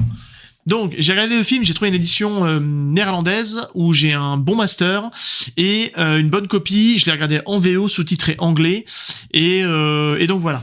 Globalement, je vais donner mon avis général. C'est un film que j'ai quand même plutôt apprécié. Moi, j'ai passé un bon moment. Il y a un bon rythme, l'action est cool, le film est assez fun au final. Et c'est vrai qu'au final, on passe pas un mauvais moment. Je trouve que c'est un film... alors, est-ce que c'est le fait que je me suis tapé 3, 4 et que j'ai commencé le 5 qui fait que ça m'a mis le Ninja 1, le American Ninja 1 un peu à la hausse, mais globalement, dans le ressenti général, j'ai passé quand même globalement un bon moment. Ouais. Je mets le bémol tout de suite. Il y avait pas Kian Kojandi. Il y a pas Kian... Le bref. Non, un bon moment. Un bon moment. Ah, le podcast. Ouais, je l'écoute pas. Mais je vois lequel c'est, mais je l'écoute pas. Mais par contre, je vois très bien pourquoi c'est nanar. Parce que je pense qu'en VF, ça doit avoir sa petite patine. Clairement. Parce que Steve James, moins que les autres. Les punchlines de Steve James, pour le coup, elles marchent bien en VO. Ouais, en VF un peu moins. Voilà. Donc tu vois, déjà il y a ça. Mais par contre, je comprends pourquoi c'est nanar, parce que les scènes d'action, il y a des scènes d'action qui fonctionnent bien, mais il y a des trucs, tu sens que c'est complètement osef. Il y a un moment une course poursuite entre donc deux pick-up, le pick-up de Michael Dudikoff, et il le tape, on voit qu'il le touche à peine, le mec part dans le décor, on entend un vieux cri qui fait mais en VO, hein, c'est horrible, mais qu'est-ce qu'il y a? On le voit taper, mais tout doucement l'arbre et grosse explosion. Et là, tu t'avais dit le bruitage. C'est excellent, c'est incroyable. J'y crois. Et là, grosse explosion. Il y a plein de trucs comme ça. La musique, purée, la musique, la flûte qui part. Dans une fausse note horrible. Et là, tu te dis, mais pourquoi avoir laissé ça? Et à un moment donné, dès qu'elle revenait, j'ai eu un rire. J'ai eu un rire nerveux. C'est la seule musique du film. Ah ouais, elle passe en boucle et le problème le mec part dans des envolées lyriques solo avec sa flûte là. C'est une horreur, ça sonne faux et c'est mais je te dis à un moment donné ça m'a attrapé et dès qu'elle passait j'avais un rire nerveux quoi. C'était horrible parce que c'était compliqué dès l'introduction du film il y a cette chanson. C'était compliqué. Et après le truc c'est que les méchants sont hyper caricaturaux. Tu sens que l'équipe de ninja elle est juste pas crédible. Les figurants, parlons des figurants. Les figurants, quand ils se font tuer, il y en a un qui m'a choqué. T'en as un. En fait, il prend une bastos c'est à la fin, les 114 morts, je pense qu'à un moment donné, c'est à la scène de fin où il tire à tout va. C'est Hot Shot. C'est Hot Shot. C'est clairement ça. T'as un mec, à un moment donné, il se fait tirer dessus, tu vois, il prend la balle, tu le vois dans l'arrière-plan, il fait un surjeu, on voit qu'il passe sa jambe sur la rambarde et il se laisse tomber. Mais putain, mec, tu peux pas mourir comme ça, c'est pas possible, quoi. Et il y a plein de morts quand tu les regardes, c'est à mourir de rire. Les figurants ne savent pas quoi faire. C'est à mourir de rire. Et à tel point que il y a des trucs à un moment donné, je cite plein de scènes comme ça qui me viennent en tête et tu compléteras. Il y a un moment donné le combat de fin quand ils s'affrontent tous les deux entre donc Michael Dudikoff et Tadashiti Yamashita, photo pour vos yeux. Ils se poursuivent, donc ils se battent pas en fait. C'est Tom et Jerry. En fait, ils se courent après tous les deux. Ils font et puis à un moment donné, épreuves du ninja. Et à un moment donné, il arrive, il passe dans le fameux passage où il y a l'espèce de rondin avec des pics qui se croisent comme ça. Putain, le mec, il passe dedans. Il y a de la place autour, hein. Il y a vraiment beaucoup de place autour. Et de l'éviter et de courir en direct, il le rattrapait, il passe dedans. C'est normal. Mais aucun intérêt. Mais si, c'est pour prouver que c'est un ninja. Mais non, on s'en fout. Mais ça tient pas la route. Non, mais c'est à mourir de rire. J'ai dit, pourquoi tu fais ça? En fait, il cherche à l'attraper pour le tuer. Et en fait, il se met lui-même des contraintes pour le rattraper. Bah, en fait, et c'est une scène qui sera reprise dans American Ninja 4. Parce que le camp d'entraînement. Oui. Non mais là, c'est à la fin. Ouais. À la fin, il a pas besoin de passer là, en fait. Et c'est à mourir de... C'est pour prouver que c'est un ninja, en fait. C'est à mourir de rire. Mais au-delà de ça, et je vais arrêter avec les scènes rigolotes parce que je pense que tu vas amener ton petit piquant. Il y a des scènes qui fonctionnent bien. La scène de l'entrepôt, quand il est en filature pour essayer de découvrir le pourquoi du comment. La scène du début, elle marche bien. Le love interest fonctionne bien. Tu vois, la scène d'amour entre les deux, c'est elle qui force un peu la main parce qu'il est ultra timide, c'est un mec réservé. Par contre, ce qui ne marche pas, et je vais clôturer par ça, c'est faut qu'on parle de l'amnésie. Faut qu'on parle de l'amnésie de 2 minutes. J'ai fait... On devait parler que de ça. Non, mais tu vas parler du reste. Mais moi, c'est le truc qui m'a choqué. Le mec, il dit, je suis amnésique. Donc moi, je me dis... Ok, bon, il est amnésique, il a dû avoir un trauma, il y a 2-3 ans, il a perdu la mémoire, il se souvient plus de ce qu'il est. Et au moment où t'as la révélation, j'ai fait un facepalm. Tu sais, j'étais là, je dis, hein? Quoi? En fait, donc, quand le fameux John Fuyoka le revoit, et il lui dit, je suis ton maître, c'est moi qui t'ai tout appris. Et en fait, si tu comprends bien le truc, il lui a tout appris en un an, dans l'année de ses 6 ans. Il a craché dessus, le mec, il m'a craché dessus en plus. Désolé. Il a tout appris dans l'année de ses 6 ans. Donc il est devenu un American Ninja en 1 année. Ouais, et à la fin, au moment où il l'a quitté, il est dans la même année, il est devenu amnésique. Oui, mais t'as vu ce qu'il lui a dit? Non. Il fait, en plus, je t'ai effacé la mémoire pour pas que tu aies ce traumatisme. Mais s'il lui a effacé la mémoire... Ça tient pas la route. Ça tient pas la route. C'est-à-dire qu'il ne se souvient de rien. Ben non. Mais c'est pas lui. Et bien, le mec, alors attends, il a 6 ans, il a appris en 1 année, il a oublié aussitôt après avoir appris, il se souvient plus de qui il est, et au final, on le retrouve 15 ans plus tard, parce qu'il doit avoir quoi, la vingtaine? Ouais, c'est ça, ouais. Et il a gardé tous ses skills. Bah, ouais. Et il sait pas pourquoi il fait ça. Non. Ça tient pas la route. Il nous aurait dit, il a eu un grave accident, il explique 2 minutes, on s'en fout, mais pourquoi aller complexifier le scénario comme ça?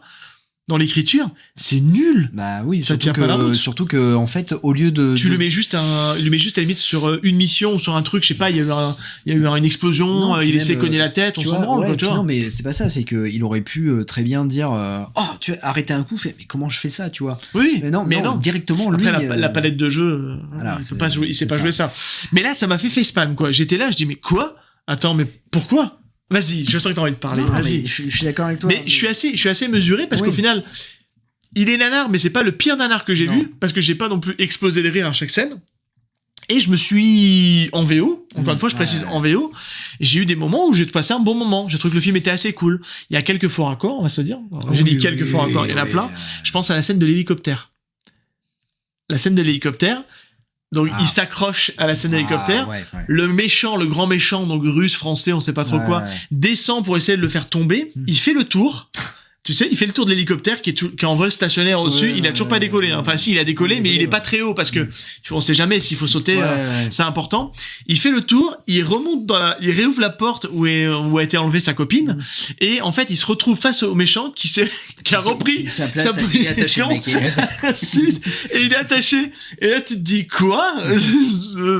Non, ça marche pas. Il lui donne un coup, et puis l'autre, il tombe. Non, il tombe pas. Ah non, il tombe pas. Il l'assomme, il récupère la meuf, il saute, et après, Steve James attend, il avait un bazooka, et poum! Terminé. Bazooka de fou. Ah oui. C'est un truc, même Chuck Norris n'a jamais eu un bazooka pareil. Hein. Non, parce que lui, il y a des bazookas qui tirent par les fesses. Oui, c'est ça, ouais. Mais il prend un bazooka, mais de ouf, il fait vas-y, Joe, vas-y, Joe. Et là, tu vois, d'un seul coup, quand il arrive à partir, il lance puis l'explosion de ouf, quoi. Et tu sens d'ailleurs le cut avant l'explosion, et après t'as l'explosion. Mais oui, il y a des moments que je comprends complètement pourquoi c'est nanar. Il y a pas de souci, c'est indiscutable là-dessus, mais c'est pas le pire que j'ai vu. Et globalement, c'était plutôt une expérience plutôt agréable, et je passe un bon moment. Voilà, je te laisse la main. Non, mais en fait, moi, alors, American Ninja, c'est un peu une histoire un peu particulière j'ai un peu une histoire particulière avec ce film parce qu'en fait, comment dire, mes frères me parlaient souvent du ninja blanc et ils l'associaient à Michael Dudikoff. Et moi, petit, je me disais, mais qui c'est Michael Dudikoff? C'est vrai qu'on le voyait pas à la télé. On voyait du Van Damme, on voyait... Et moi, Michael Dudikoff, je connaissais pas, j'étais trop petit pour ça. Et en fait, ça a commencé avec le film Les Professionnels. Que je t'avais trouvé... Ouais, totalement, ouais. Et je l'avais acheté en 2003 ou 2004, et dedans, il y avait marqué Michael Dudikoff, le ninja blanc. Et je me suis dit, waouh, ok, d'accord. Et dans le film, il se bat pas. Mais pour moi, je pensais que c'était un expert d'arts martiaux. Ouais. Donc c'est vrai que quand je le vois dans le film, je fais putain, il se bat pas. Je prends un autre film après Michael Dudikoff, il ne se bat toujours pas. Je me dis bon, c'est bizarre quand même. Et puis un peu plus tard, je crois que je commence avec le Ninja Blanc. Je trouve la VHS du Ninja Blanc et je trouve cool le film. Et je me dis waouh, là il se bat. Je me dis c'est cool, tu vois.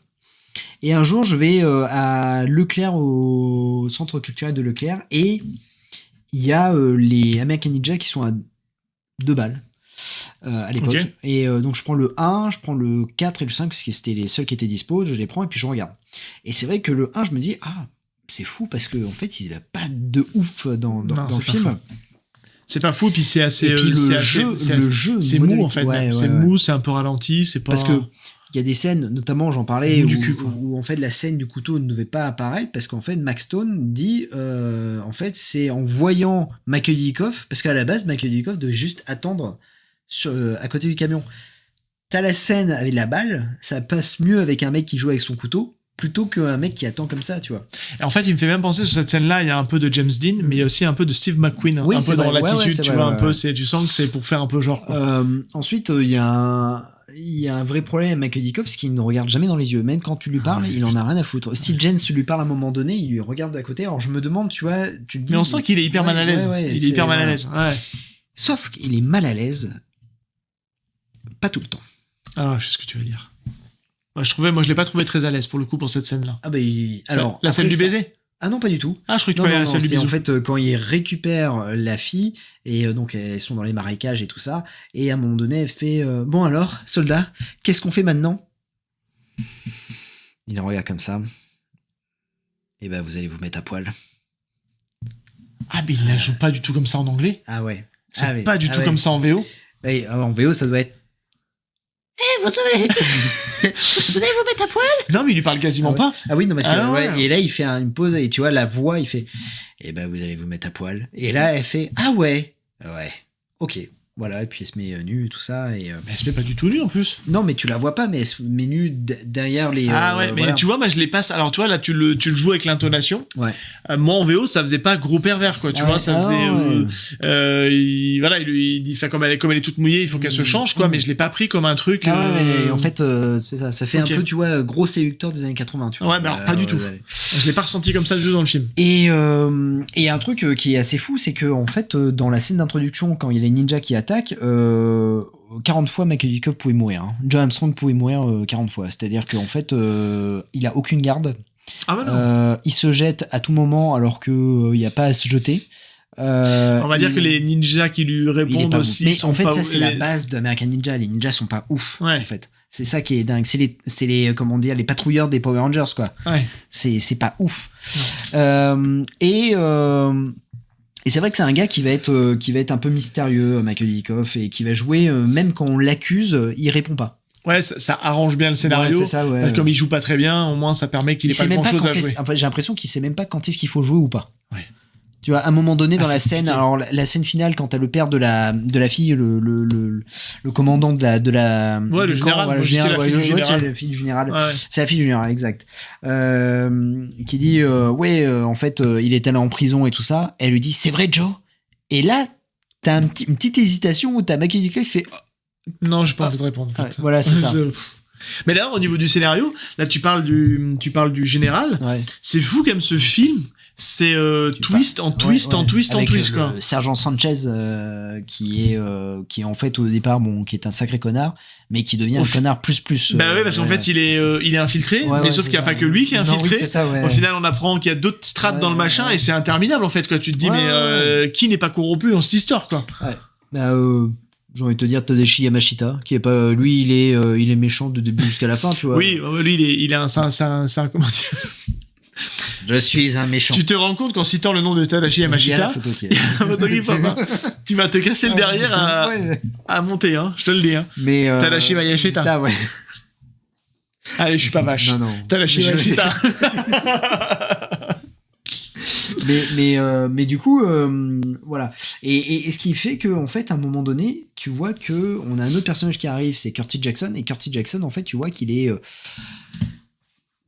Je l'aime beaucoup, moi, dans le film. Ouais, il est génial. Moi, je l'aime Mais beaucoup. même- Mais j'ai envie de te dire. Mais Premier même- degré, hein. Ouais, mais même dans la saga, même dans le 3.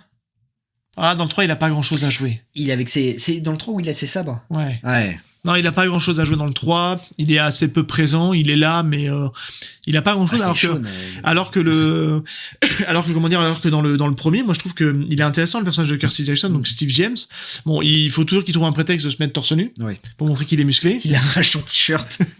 Ça va devenir un running gag après dans les suivants. Ouais. Mais c'est vrai que moi je le trouve bien parce qu'il démarre à être quelqu'un de vraiment pas sympathique au début. Non, c'est ça. Et après, il va devenir pote avec Joe Armstrong. Et le personnage, je l'aime bien, en fait, parce qu'il le joue plutôt bien en VO. Enfin, en tout cas, je sais pas comment c'est en VF, mais en VO, Oui, là, je l'ai trouvé plutôt crédible pour le coup. Mais et donc c'est vrai que le film, il y a des baisses, tu vois, il y a un rythme qui est un peu dégueulasse. Je trouve que le rythme il est pas ouf parce que ça, parfois t'as des comment dire, t'as des grands moments puis ça retombe et t'as des moments. Alors ils ont voulu mettre le moment romantique, le love interest, mais ça marche pas parce que Macaulay Dickoff, oui pour le coup, et il joue pas bien, il est un peu tu sais pas s'il est dans le même film lui. Ouais, et puis ce qui est fou. Lui il est dans un Godard, tu vois. Avec la scène du restaurant, c'est que comme par hasard, il se retrouve la table d'à côté des grands méchants. Quoi. Oui, c'est ça, ouais. Et en plus il fait le mur. Il fait le mur, Oui, ouais. Il fait le mur, mais sauf que lui, il crame pas que en fait le sergent Sanchez est de mèche avec le grand méchant, et parce qu'il reconnaît pas forcément. Il le voit, lui, il pense premier degré qu'en fait, il va se faire choper parce qu'il a fait le mur, et au final, et eux pensent qu'il a été découvert par ce mec-là, alors que c'est un bonnet, quoi. Il pipe rien, quoi. Mais c'est vrai qu'il la joue pas super bien. Et pour rebondir sur le rythme, ce que tu dis, je suis assez d'accord avec toi, c'est-à-dire que il y a des petits moments ponctués d'action qui sont plutôt sympathiques. Il y a des moments, je trouve que le film ensemble est bien rythmé, ça passe bien, même s'il y a des variations, avant de tout lâcher à la fin, quoi. La fin, c'est une orgie, quoi. C'est une orgie d'explosions, de tirs, de tout le monde, quoi. Je trouve que la fin est incroyable dans le fait où, en fait, le ninja, tu vois ce que va devenir la saga American Ninja, juste à la fin. C'est-à-dire que, oui, en fait, au départ, t'as juste des épreuves de ninja, tu vois. Après, carrément, il a un lance-flamme, le mec, hein, dans sa main. Hein. Oui. Comme ça. C'est Scorpion, en fait. Est-ce qu'il y a pas un truc qui t'a choqué le laser. Dans le délire? Alors oui, il y a le laser. Le laser, c'est dégueulasse. Le laser, c'est le mec, à la limite, pourquoi pas. Comment tu as un laser, mec? Comment on peut accepter, je suis d'accord que les ninjas... Vas-y, ouais. Non, comment tu peux accepter de pas bien porter la cagoule, déjà? Déjà d'une part, de Tadashi Yamashita. Non, mais ce que je veux dire, c'est que c'est un truc assez fou, quand même, c'est que les ninjas sont censés être des mecs qui font de l'infiltration, donc ils sont à l'épée. Par contre, ils sont pas de moyens de repli, quoi. C'est-à-dire que quand l'armée débarque avec les sulfateuses, avec les grosses mitraillettes, les lourdes, les grenades, les machins, eux, ils sont toujours à l'épée, quoi. Oui, et sauf Tadashi Yamashita. Il a un flingue. Non, mais il a lance-flamme. Oui, non, mais il l'utilise d'une fois à chaque fois. Mais mais ce que je veux dire, c'est quand même assez dingue. Tu te dis, mais c'est pas logique qu'en fait le mec il s'entoure que de ninja, mais il a pas une milice armée. On la voit très peu la milice armée, et ils se font dézinguer et au final, c'est hyper déséquilibré, quoi. Oh, c'est sûr, ils se font défoncer la tronche. C'est complètement nul en fait. Et même tu pénètres dans le camp, les doigts dans le nez avec un 4x4. T'as Steve James à la sulfateuse. Mais oui. Ouais, vas-y. T'as la cavalerie. C'est un truc de fou. Mais pour le coup, oui, pour moi, c'est pas désagréable. Je préfère le 2. C'est un nanar, je vais le regarder bientôt. Ouais. C'est un nanar très sympathique et je te dirais si on en parle un jour, parce qu'il sort quoi en 86, 87 87 le 2. Donc peut-être qu'on en parlera un jour. Et par contre, ouais, les autres, non. Sans intérêt. Ah, ça serait cool qu'on en parle. Mais tu vois, dans un truc, un condensé. Peut-être un condensé. Parce on mettra peut-être le 2 avec. On pourra faire le condensé Dave Bradley. Parce que ça aussi, Dave Bradley est un sacré acteur. Ah ouais, purée. David Bradley, on a encore... Sean Davidson. Sean Davidson. David Bradley, on a quand même encore pas mal de ses films qu'on n'a pas traités. Qui dans le 3, en fait, est un champion de karaté, et dans le 4, est un agent de la CIA. Ça, c'est bon. C'est vrai. Eh ouais. De la DEA. Mais il devient pas agent après dans la suite du film? Dans le 3? Il y a une ellipse. Hein. Ben oui, il y a une ellipse. Entre, je pense, il est champion de karaté, son père. Il joue pas de... Mais si, regarde, son père meurt devant ses yeux. Il est assassiné par... c'est frais dans ma tête. Hein. Il est assassiné par un des méchants. Et en fait, il se retrouve plus tard dans le rôle d'un agent de la DEA pour aller enquêter sur un trafic de drogue à Cuba. Je crois que c'est à Cuba. Je sais plus où est-ce que ça se passe. Tiens, monsieur, il faudrait et comme il fait des arts martiaux, il participe en fait à un tournoi d'arts martiaux. Et il est infiltré. En fait, il est infiltré, mais du coup, à côté, il est sous couverture. Et il enquête sur le truc. Et c'est là où il y a une... Ok, d'accord. Tu te rappelles pas de la scène avec là, pour le coup, la grande chef des ninjas, c'est une femme. C'est dégueulasse. Non, mais arrête, ça, c'est... Qui, au final, retourne sa veste à la fin parce que le méchant a trahi ses valeurs. Ouais, c'est ça. Voilà. Elle pensait agir pour le bien. Et puis en fait, elle n'a pas agi pour le bien parce que cette entreprise pharmaceutique, c'est le mal. Ouais. C'est vrai que sur le papier, l'histoire, elle est pour une série B basique, c'était pas si mal, mais c'est mal organisé. Il s'appelle comment le méchant? Dans le 2, c'est Lion. Dans le premier, c'est Black Star. Dans le 2, c'est Lion. Mais ils ont tous un nom. Je sais pas. Ouais, je me rappelle plus. Le 4 aussi, il a un nom. Le 4, il est borgne, le ninja. C'est pas le Ultimate Ninja? Ouais, ça, je crois que c'est ça. Un truc comme ça, je crois que c'est ça. Le ninja ultime ou le meilleur du monde alors qu'il sait pas se battre. Enfin bref, t'avais autre chose à rajouter? Qui sait pas se battre, mais c'est lui qui double Michael Dudikoff dans le 4. Attends. Ah ouais? Ah ouais, c'est un cascadeur en fait, le mec. Purée. Ouais. Truc de fou. Ouais. Et c'est pour ça qu'à un moment donné, les cheveux vachement bruns. On en parlera du 4 parce qu'il y a une scène dans une fameuse prison où on affronte un combat entre David Bradley et Michael Dudikoff. Est-ce que c'est vraiment David Bradley? J'ai eu un doute. Non, oui, c'est ça, mais non. J'ai un doute. Ouais, je suis d'accord. Maquillé, mais j'ai eu un doute. Ouais. C'est bizarre. Parce qu'ils ont assez peu de scènes ensemble finalement. Oui, même la fin n'est pas. Ah ouais, c'est hors champ, contre champ, ouais, c'est ça. Et passe me voir à l'école un jour. Ah oui, c'est. Et qui marche avec tous les ninjas qui sont à terre. Sean, si tu veux, passe à l'école un jour.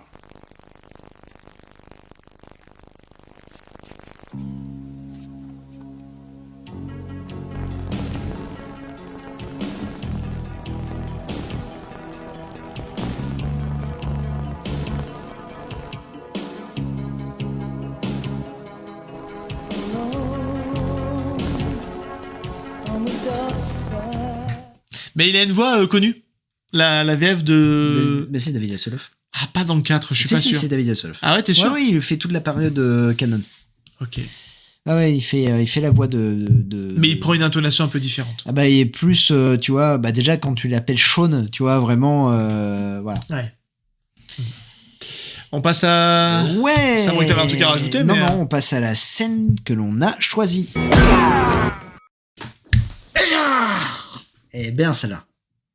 Elle est bien. Voilà. C'est pas mal. On ne parlera pas de la scène finale. Ah ouais, Tom et Jerry, Bibi des Coyotes, voilà, c'est ça. Prenez toutes les... Lance-flamme.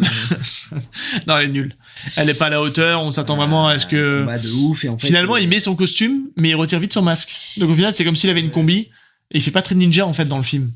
Il porte assez peu le costume du ninja, hein. Oui, mais par contre, il porte le costume, mais il garde son masque tout le temps. Hein. Ah non, pas à la fin. À la fin, il l'enlève. Ah non, il l'enlève à la fin. Mais est-ce que je te dis? Non, à la toute fin, quand il a... Mais il le garde pas longtemps, le masque. Ah si. Ah si, toute la fin. Ah si, bah, c'est pas lui qui se bat. Vérifiez chez vous. Vérifie chez toi, là. Ah non, mais c'est... Non, il le met pour infiltrer le camp il fait un énorme détour pour aller infiltrer le camp. Ouais. Là, c'est pas lui parce qu'il a son masque et compagnie. Mais à partir du moment où il arrive dans le camp et que c'est la grosse bagarre, il le retire. Et là, c'est une grosse, il a plus son masque. Et dans le combat final, il a plus son masque. Ah, il a son masque. Ah, je te dis, il a son masque, il est obligé d'avoir son masque, il sait pas se battre. C'est pas lui. Mais c'est une course-poursuite, on lui demande pas de se battre. Eh ben, la course-poursuite, il a son masque. Ah si, il a son masque. Il y a que des gros plans, on voit son regard d'ailleurs. Non, il a son masque. Peut-être. Parce qu'en fait, on essaie de les confondre. Bref. Et on peut pas les confondre. Pourquoi? Parce que Tadashi Yamashita en photo. Tu vas en chier pour le montage. Parce qu'à chaque fois qu'on parle de Tadashi Yamashita, sa photo qui apparaît. Un épisode à regarder sur YouTube, hein, si vous voulez comprendre les refs. Hein. Désolé pour les podcasteurs et les podcasts, les poditeurs, on dit Poditeurs, ouais. Poditeurs, il paraît. Bon, on va parler de la scène de rencontre entre Curtis Jackson et John parce qu'elle elle est assez culte au final. Assez culte. Assez culte et c'est pas désagréable à regarder. Oui, on a un Curtis Jackson qui se dit c'est moi le meilleur. Il est instructeur d'arts martiaux. Oui, c'est ça, ouais. C'est un instructeur d'arts martiaux. Il trouve que Joe Armstrong se la pète un peu trop. Et c'est vrai qu'il se la pète. Et c'est vrai qu'il se la pète. Enfin, en tout cas, non, c'est un mec qui fait le réservé. Ouais. Donc, il donne l'impression d'être un but de sa personne, mais en fait, c'est un grand timide. Ouais, c'est ça. Qui a perdu la mémoire, hein, à l'âge de 6 ans. C'est important de le préciser. Ça, ouais. Mais qui a gardé toutes les techniques de combat. Qui a gardé toutes les techniques de combat. Et du coup, ils vont s'affronter parce que il faut se jauger un peu pour voir qui est le meilleur et qui restera le maître des arts martiaux. Mais le problème, c'est que en fait, Curtis Jackson va se rendre compte que Joe Armstrong est bien meilleur que lui. Ouais, et bien meilleur que lui parce qu'en fait, c'est là où c'est intéressant parce que en fait, c'est, je trouve que pour le coup, même si c'est très chorégraphique et limite de la démonstration de la nuit des arts martiaux à Paris, en fait, il utilise les muscles, il inverse la force de Curtis Jackson qui veut rentrer tout en force, tout en puissance, en déviant la force, en lui faisant des clés, et pour le coup, ça marche plutôt bien. Voilà, la scène marche plutôt bien, ça va être inservible parce qu'elle est courte, elle dure 2 minutes, même pas. Mais même, il l'insulte carrément, ce qui lui met un seau d'eau dans la tronche. Ouais, mais ça, c'est à la toute fin, parce qu'il est mutique 90% du temps de la scène. Non, mais parce qu'il veut arroser les plantes, lui. Ouais, parce qu'il est de corvée, en fait. Ouais, voilà. Il est de corvée, et à un moment donné, il met le seau sur la tête pour montrer que... Il verse le seau à... Après, d'abord, il met le seau sur la tête. Non. Ah non. Il va verser le seau à Curtis Jackson. Oui, d'accord, oui, dans ce sens-là, ouais. Voilà. Et après il met le seau sur la tête. En disant, vas-y, attaque-moi. C'est vrai. Et il fait là le signe attaque-moi. Ouais. Et je trouve que la scène, elle fonctionne bien, malgré tout, parce qu'elle est plutôt drôle. Elle marche bien au niveau des clés et compagnie. Je trouve que c'est peut-être la scène qu'il a mieux réalisée. Oui, en plus. En plus, elle est. Tu vois vraiment les comment dire, les armes. Les clés, en plus, Curtis Jackson, enfin, Steve James, il fait des bonnes roulades. Il fait, il s'éclate, en fait, à chuter, à se faire mal, je pense. Et elle marche bien, et en fait c'est une scène vous la trouvez facilement parce qu'elle est facilement reprise en fait dans beaucoup de gens qui veulent mettre en avant American Ninja, et elle dénote un petit peu, donc c'est vrai que, et c'est ce qui fait que j'aime bien aussi un peu le message, c'est qu'après une bonne bagarre on se réconcilie puis on devient pote, quoi. Ouais, c'est ça. Ouais. Voilà, c'est à l'image de la série B classique, tu vois. Pour le sauver, il dit Jackson reconnaît ses torts. Ouais. Et alors, moi, mais il aide à se relever à la fin. Oui, il lui tend la main pour l'aider à se relever. Moi, il y a un truc où je trouve que là, le mec est lymphatique comme pas possible. C'est qu'il lui tend la main et t'as Curtis Jackson qui lui prend juste le bout de main et il lui parle, et t'as l'autre qui ne le regarde même pas. Ouais. Non, je me dis, écoute de ce que non, tu mais dis, là, il sait pas quoi faire sur scène. Il est amnésique. Non, mais il a oublié tous ses mots. Je pense que là, du Geek-Off, c'est son premier film, vrai premier film où il a le premier rôle. Il sait pas comment jouer. À mon avis, il est pas trop aidé sur le film non plus. Je fais des arts martiaux, merde. Il est pas trop aidé, et surtout, je pense qu'il est hyper mal à l'aise. Il est complètement pâteau sur le film. Et en fait, sur cette scène-là, le fait qu'il soit complètement impassible, ça va bien. Mais en fait, il est impassible tout le temps dans le film. C'est un gars qui voulait faire une carrière au cinéma, mais pas dans le cinéma d'action. Il va passer le casting, voilà. Mais le truc, c'est que le problème, c'est qu'il va être catalogué American Ninja, et ça va lui foirer sa carrière. Ouais. Et tellement qu'il ne voudra pas jouer dans le 3. Il va rejouer dans le 4. Mais il y a une explication. Mais il ne voulait pas jouer dans le 3. Et alors, juste pour conclure, devine quel acteur. Je sais. J'allais te la dire. Ah, putain. On se la donne. Un certain acteur de Karate Tiger. Tout à fait. Oui. Qui sera, comment dire, repris dans le 3, et il refusera, en fait. Et c'est pour ça que c'est Dave Bradley qui va être pris. Oui. Alors, on va le dire parce que tu le dis pas, mais c'est Kurt McKinney qui avait auditionné pour le rôle et qui finalement a été refusé parce qu'il était trop jeune. Oui, voilà, c'est ça. Bon, ben voilà, monsieur, on a fini notre épisode sur American Ninja. On a fini notre année aussi, surtout. Et on a fini notre année. Une belle année bien remplie. Une année de podcast assez dingue, quand même. Hein. Avec des belles rencontres, on peut le dire. Avec des belles rencontres. Et puis, ça a été... Non, on a quand même... Alors, on a charbonné. en termes d'épisodes, tout ça. Mais c'est vrai qu'on n'a pas beaucoup enregistré tous les deux, parce qu'on a enregistré tous les deux, mais parfois on a enregistré 2 épisodes d'un seul coup.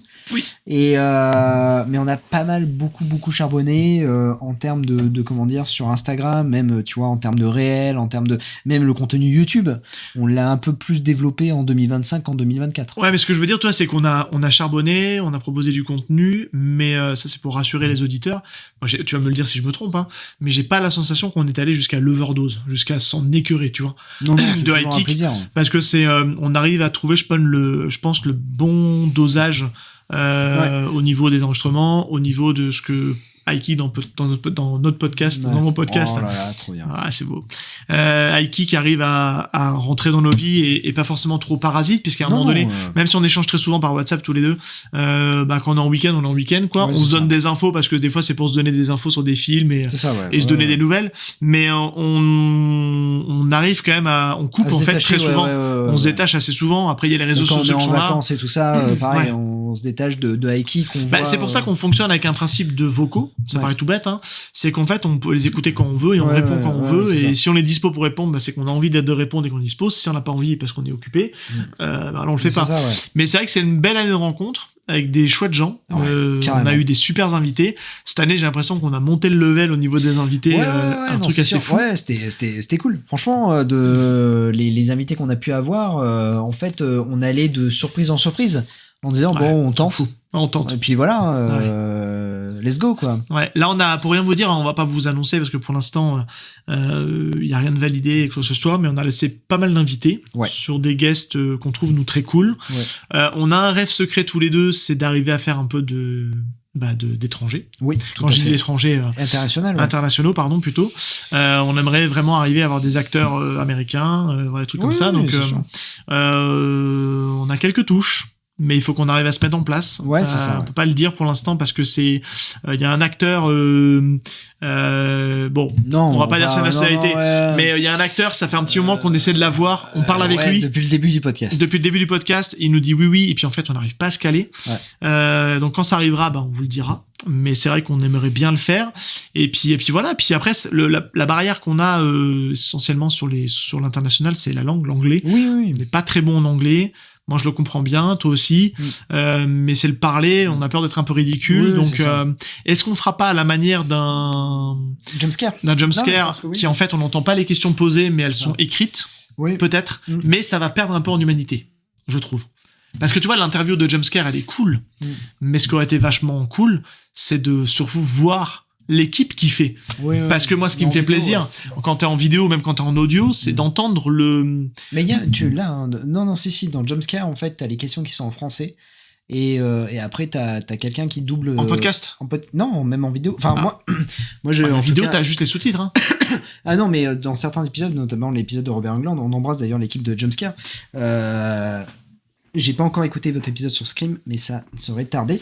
Mais le truc, c'est que ce qui est plutôt bien ce qu'ils font, c'est que il y a les questions en français, notamment sur l'épisode sur Killer Clown from Outer Space, où en fait après ils posent leurs questions en français. L'artiste répond en anglais et après il y a quelqu'un qui va répondre, qui va jouer, qui va lire en fait, et en fait ça permet aux anglophones. Ça c'est en podcast. Pour le coup. Alors, peut-être c'est en podcast. Parce que sur la version YouTube de Robert Englund, tu as la question qui s'affiche écrite. D'accord, ok, j'ai pas vu la version. Et ensuite, après, t'as Robert Englund qui parle et il y a des sous-titres. D'accord. Donc voilà. Mais c'est super, en fait. C'est la meilleure manière de faire, en fait, une interview quand tu maîtrises pas la langue. Oui. Mais c'est vrai que nous, on a quand même fondé un peu tout notre podcast sur le côté un peu podcast, un peu d'ambiance, de mood, que même avec nos invités français, que ce soit des réalisateurs, que ce soit des cascadeurs, des chorégraphes de combat qu'on a reçus tout au long du podcast, c'est friendly, quoi, tu vois, on déconne avec eux. On verra quand ça nous arrivera, on verra. C'est pas demain, je pense. C'est pas demain, mais on verra comment on pratique, et puis et peut-être ça changera, tu vois, ça évoluera selon notre niveau d'anglais, selon le niveau, parce que parfois peut-être que aussi la star qu'on aura, l'artiste qu'on aura, peut-être n'aura pas grand-chose à dire. Enfin, on pourra poser une question, il va répondre par oui ou non. Ça peut arriver, tu vois, vraiment. Un type qui est pas vraiment accro à sa carrière ou autre, où on va lui poser des questions, il va voilà, il va peut-être répondre oui ou non. Donc peut-être on changera de manière, peut-être qu'on fera une manière un peu à la Combini, tu sais, vraiment des questions. Ça sera peut-être des formats très courts, hein. On sait pas en fait. On sait pas. On se met pas de barrière. C'est juste voilà notre rêve. Et c'est vrai que en voyant, c'est vrai qu'on se posait des questions et c'est vrai qu'en entendant le jumpscare, on se dit ça peut être pas mal de faire comme ça. Et voilà, ça nous a donné aussi, ça nous a peut-être débloqué quelque chose en se disant voilà, on peut faire ce genre de choses et ça peut être vraiment cool. Donc clairement, toi, voilà. Je balance des noms comme ça, on n'a rien lancé comme invitation, mais clairement, ça serait cool d'avoir Don Wilson. Ouais. Tu vois, c'est dans les noms, Cynthia Rothrock. C'est des gens qui seraient super cool à avoir. Alors je passe dans les gens qui, je pense, qui sont entre guillemets Lauren Avedon, tu vois. Lauren Avedon à notre portée. Quand j'ai à notre portée, je pense ils sont accessibles. Italie, tu vois, vraiment. Tu leur écris sur Facebook, ils te répondent, tu vois. C'est des gens qui Italie, un mec comme l'acteur de Kickbox. Kiss Cook. Kiss Cook, ouais, ça peut être très cool aussi. Ouais. Je pense à Billy Blanks, tu vois, des noms comme ça. Il y a plein de noms, en fait, de cette époque-là. J'aurais adoré, et paix à son âme, Richard Norton. C'est un mec qui avait l'air tellement accessible. Enfin, totalement, non, mais c'est triste, hein. Mais c'est des gens, qui ont tellement fait, en fait, le cinéma des années 80-90, avec du bon et du moins bon, hein. On est d'accord? Et pour certains, même souvent du moins bon, on va se le dire. Mais c'est intéressant parce que c'était les vrais artisans de ce truc-là. Oui, mais ils ont fait vivre les vidéoclubs, ils ont fait vivre l'art martial, en fait, les films d'arts martiaux, c'est grâce à eux, parce que faut dire que les Van Damme, les Sean c'était des gros films, et en fait, alors même si Van Damme sortait 2 films par an, on avait quand même, si on voulait voir si la cassette de vidéo de Van Damme n'était pas disponible au vidéoclub, on tapait dans du Don Dragon Wilson, du Lauren Avedon, le Van Damme like, quoi. Oui, voilà, c'est ça, et ça nous permettait aussi de voir que il y avait des films qui étaient très bien, tu vois. Par exemple, je vais balancer un nom, mais L'Arme Parfaite, avec Jeff Pickman, ça serait cool de l'avoir aussi. Et Jeff Pickman, c'est cool, tu vois, d'avoir un Jeff Pickman, parce que c'était pas dégueulasse, quoi, ce qu'il faisait, et tu passais un bon moment, et c'était une même prod avec le même budget qu'un Van Damme. Donc ça a fait vivre en fait les vidéoclubs. Ça s'est terminé dans les années 2000, enfin début 2000, il y a plus personne, parce que en fait le DVD et le téléchargement ont tué en fait le vidéoclub, la cassette vidéo, et le téléchargement a tué vraiment cette industrie-là, parce que les CSI Fighter ou tout ce qui est John Merry, c'était en téléchargement, et ça ne sortait même plus en France, quoi. Voilà. Clairement. Et ça s'est un peu étiolé avec et c'est revenu petit à petit, mais après c'est pas eux qui sont revenus, parce que ils étaient un peu dépassés par les événements, par même leur technique martiale, c'était plus ça. Et après on a eu du Michael J. White, du Scott Adkins. En fait, il y a une nouvelle génération qui est arrivée, que je rêverais d'avoir aussi, accessoirement. Ces mecs-là ils sont intouchables. Ils sont très compliqués parce que c'est des millions de followers sur les réseaux. Très très chaud, mais j'adorerais. Mais c'est vrai que c'est des mecs qui sont arrivés en 2003-2004. Enfin, Michael J. White est arrivé. Pas tant que ça non plus, en 98. Ouais, 98, voilà. Ça le Soldier, quoi. Mais c'est des mecs qui sont arrivés en fait en 2003-2004 et en fait qui ont révolutionné un peu le film d'arts martiaux. Et puis après, voilà. Et maintenant, on a des comebacks de certains acteurs. Notamment, je t'ai envoyé un truc, Black Creek de Cynthia Rothrock, scénarisé par Cynthia Rothrock. Elle la réalise pas. Avec Richard Norton, d'ailleurs. Un de ses derniers films. Voilà, qui est un film qui se passe durant l'époque des cowboys. C'est un western, mais un western de apparemment, fight. Ouais. Où tu as Don Dragon Wilson, t'as Kiss Cook, enfin t'as quand même des putains d'acteurs, et tu te dis, oh putain. Quand tu vois le film, tu dis c'est pas dégueu en fait. Non, mais c'est en fait il y a une espèce de là on est dans une espèce de revival des anciennes gloires qui tente en fait. Tu les vois de plus en plus sur les réseaux sociaux. Ils poussent à fond. Et on voit même un Adel Kissi qui n'a jamais été aussi prolifique sur Instagram depuis qu'on voit ça, où il donne des conseils en boxe et compagnie. Donc c'est vrai que il y a une espèce de relance de tout ça. Mais est-ce que ça va relancer un peu le genre d'action d'arts martiaux? Alors, on espère. On va aussi continuer, on va dire les choses, de continuer à être présent sur la scène action française, en essayant de recevoir tous ces gens qui font la cascade, et qui font les films d'action, parce que clairement, on commence, mine de rien, on a cette chance d'en avoir reçu quelques-uns. On commence à avoir quelques contacts. Et c'est vrai qu'on va se dire les choses, ça facilite un petit peu totalement. la mise en relation. On va se le dire, hein, on a 2-3 touches là pour l'année prochaine, avec des cascadeurs, avec un chorégraphe, et donc clairement, ça va arriver dans vos oreilles, quoi. Et puis quand tu dis que c'est peut-être le renouveau du film d'action, en tout cas le revival, et ils vont peut-être revenir, mais je suis pas, tu vois, t'as pas complètement tort, et je suis d'accord avec toi. Quand tu vois qu'un Eric Roberts qui a critiqué Best of the Best pendant des années, qui a refusé de jouer dans le 3 parce que il aimait pas, voilà, oui, mais il y a Best of the Best 5 qui est en préparation, et comme par hasard, maintenant, il fait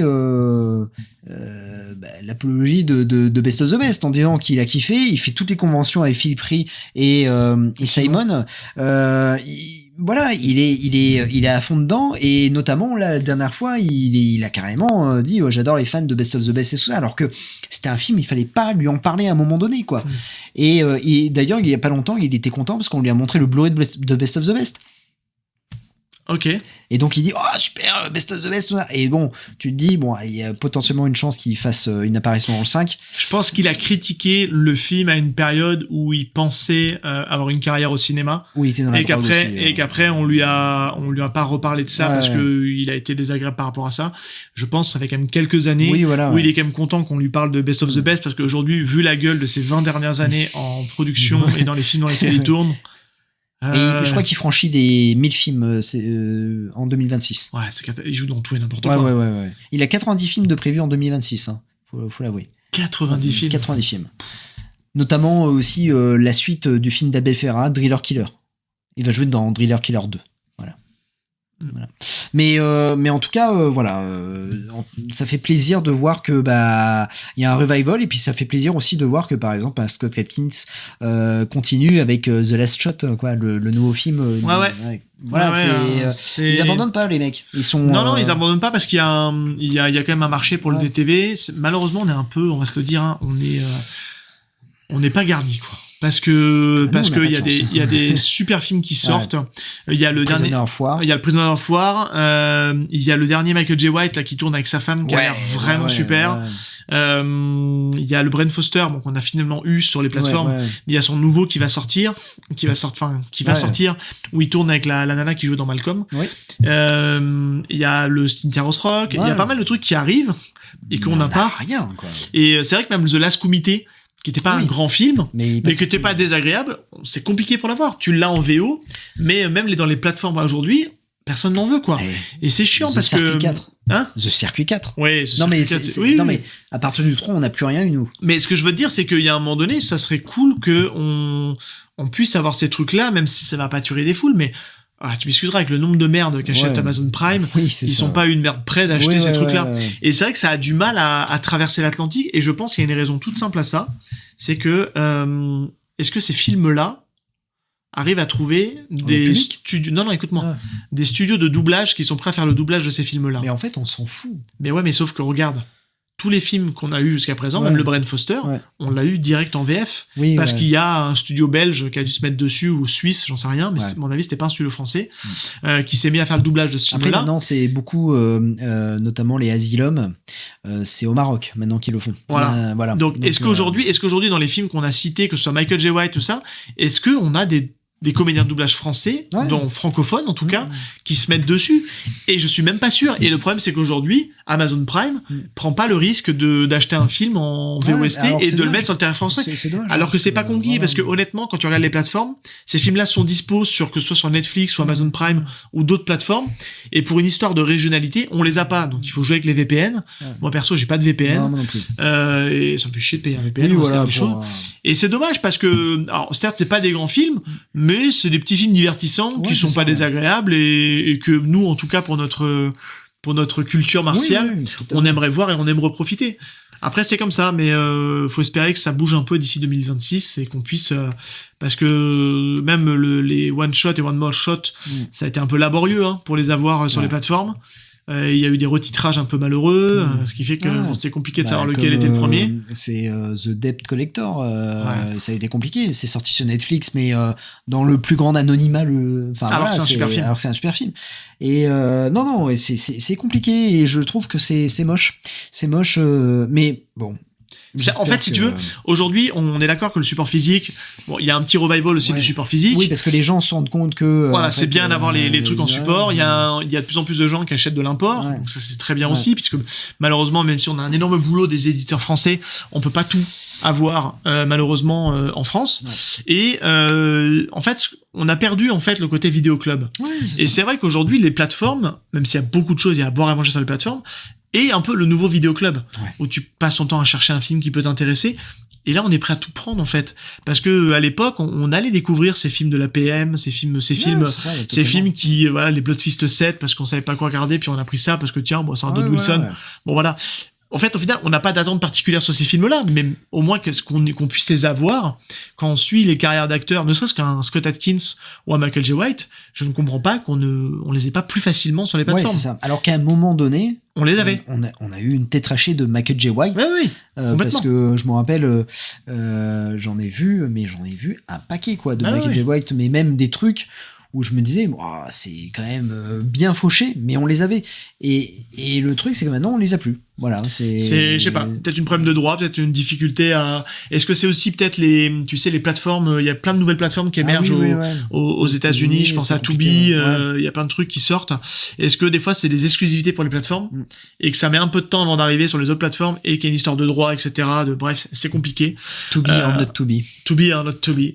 Et pas to be the best. Non, to be the... Oh, merci. J'en prie. Incroyable. C'est cadeau. Bon, on est pas mal, on a bien digressé. On a bien digressé, mais c'est important aussi. C'est une fin d'année. Donc surtout, vous dire merci. On vous regarde dans les yeux. Merci. Non, merci pour tout. Merci pour votre bienveillance, déjà. C'est important. Et puis surtout, de vos retours d'épisodes, des messages que vous envoyez. C'est cool. Parce que nous, en fait, ça nous motive aussi à proposer du contenu. Merci à tous les gens du Discord aussi. Parce que c'est bien cool de vous avoir, des loots que vous nous proposez, même des séances de cinéma que vous faites, des films, des nouveaux films, parce que nous, en fait, ça nous permet de parler autre chose parfois que d'arts martiaux, donc c'est cool. Et puis il y a toujours à boire et à manger, donc c'est cool et ça fait vraiment plaisir. Et puis sur YouTube, vos commentaires sont toujours cool. Parce que vous avez toujours la remarque, et si vous devez ajuster quelque chose dans l'épisode, vous nous le dites. Donc en fait, il y a des anecdotes que nous on savait pas, vous nous le dites, et ça nous fait ultra plaisir parce que ça nous permet en fait. Puis on n'a pas la prétention de tout savoir. Non, puis on n'a pas la prétention de tout savoir. Puis l'idée c'est pas de tout dégueuler non plus. Non. On donne les anecdotes qui nous sautent aux yeux. Que ça soit digeste. Mais voilà. Donc merci pour tout parce que c'est incroyable, quoi. Et un petit mot juste pour le programme de l'année prochaine. On va essayer l'année prochaine de faire coller les films avec des temporalités. Date d'anniversaire. Ouais. Date d'anniversaire. Voilà. On a fait une énorme liste de films. C'est toi qui a fait. On s'en fiche. Ouais. Non, mais on a fait une énorme liste en fait de films qui fêtaient leurs 10 ans, 20 ans, 30 ans, 40 ans. Ouais, c'est ça. Ouais. C'est un peu ça. J'ai pas poussé jusqu'à 50. On aurait pu pousser jusqu'à 50 parce qu'on a en 75, est-ce qu'il y a des films peut-être de 76, HK peut-être 76, parce qu'en 76 l'année prochaine. Ouais, 76, ouais. T'as 41 dans l'année prochaine. Ouais, t'as Mais l'idée c'était de voir si on n'avait pas des films qui pouvaient coller, et on a trouvé plein de films en fait, et des belles surprises en fait. Je t'ai dit, regarde, il y a celui-là, c'est 30 ans. Ah tiens, regarde celui-là, c'est 20 ans. L'autre c'est 50 ans. On a déjà notre épisode sur Halloween. Et on a déjà notre épisode sur... Et c'est un gros film. Ouais, c'est un gros film. Gros film. C'est cool. Je te l'ai poussé, je t'ai dit on le met sur Halloween. En fait, ça nous fait en fait, mine de rien, quasiment une belle programmation. Ouais. Et encore une fois, on va poser ces films dans l'année sous réserve qu'il n'y ait pas une nouveauté qui vienne nous casser la bouche. Évidemment, il y a des films où bien évidemment on va en parler. Yoroi, quand il sortira, on va faire un épisode. Mais voilà, ça fait plaisir de voir... Enfin voilà, d'avoir les retours et puis aussi voilà, on vous prépare un bon programme en 2026. Et on espère de belles collabs aussi. Et de belles collabs, totalement. Quand on dit collab, on parle invité, les 3 films préférés, etc. Hein, il y a des belles collabs. Est-ce qu'on ne souhaiterait pas des bonnes fêtes de fin d'année quand même? Passez de bonnes fêtes de fin d'année en famille. Profitez bien, portez-vous bien. Surtout important. Voilà, c'est ça. Et puis restez positif malgré les temps qui courent. Du fun, c'est pas toujours simple de l'appliquer, mais essayez toujours d'être bienveillant avec votre prochain. Voilà, totalement. Et puis. Et si vous voulez avoir du positif, écoutez à Epic. Voilà. Ouais, on essaye en tout cas. On essaye. Voilà. Bon, allez, à l'année prochaine. Ciao.